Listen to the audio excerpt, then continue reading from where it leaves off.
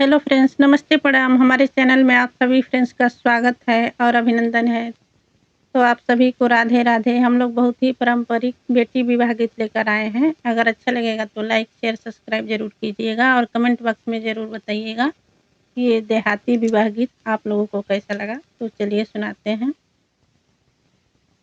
पापा से पूछली बेटी हो दुलारी, सुनी पापा मोरा एक बात जी। पापा से पूछली बेटी हो दुलारी, बेटी सुनी पापा मोरा एक बात जी। आमा के कोखिया से हम भैया जनमनी, खैनी खेलनी एक साथ जी। आमा के कोखिया से हम भैया जनमनी, खैनी खेलनी एक साथ जी।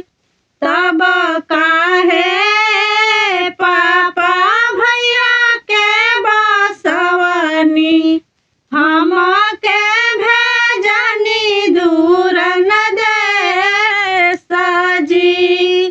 तब काहे पापा भैया के बसवनी, हम के भेजनी दूर न देश जी। अखिया में लरा भरले पापा समझावे, थर थर कापेला शरीर जी। अखिया में लरा भरी पापा समझावे, थर थर कापेला शरीर जी। दुनिया के बेटी है बांडे रीतिया, बेटी भेजन दूर न देश जी। दुनिया के बेटी है बांडे रीतिया, बेटी भेजनी दूर न देश जी। एक कोखिया जनमेले बेटा एक बेटिया, बेटा बढ़ावे परिवार जी। एक कोखी जनमेले बेटा एक बेटिया, बेटा बढ़ावे परिवार जी।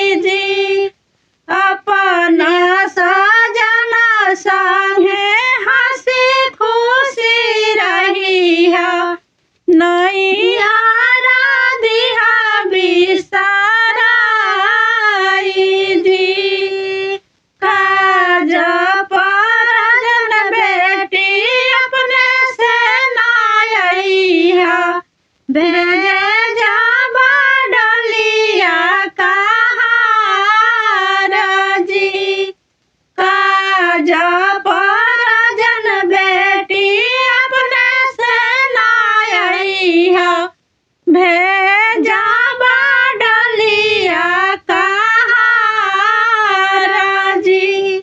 राधे राधे। तो आप लोग ज़रूर बताइएगा कमेंट बॉक्स में कि ये विवाह गीत आप लोगों को कैसा लगा।